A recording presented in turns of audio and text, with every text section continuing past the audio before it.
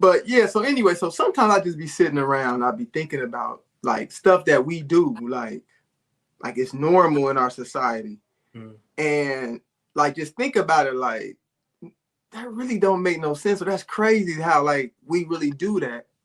And like nobody questions it. Like it's just normal.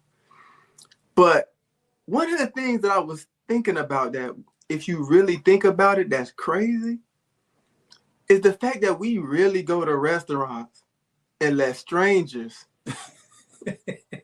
like behind closed doors, like make our food. Right.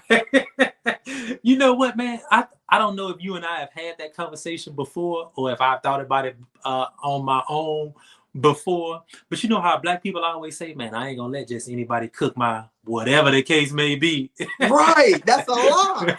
Right. Then we'll go to 75 restaurants and eat whatever they cook. We don't know who back there, what he doing, what kind of hygiene he got. None of that, man. None of that. Right. Right, None of right, that. right. Yeah, things become so commonplace that we just go with the flow, man, and accept things how they are. But when you sit down and think about it, that's a good question though. That's something to think about for real though.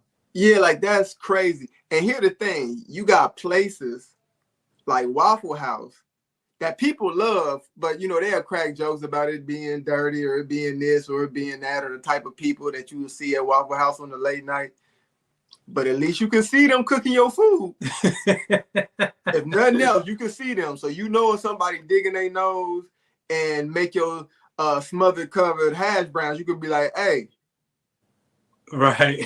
Like, you know what's crazy is I used to collect used cooking oil. I worked for a company I thought you were talking about personally, like what?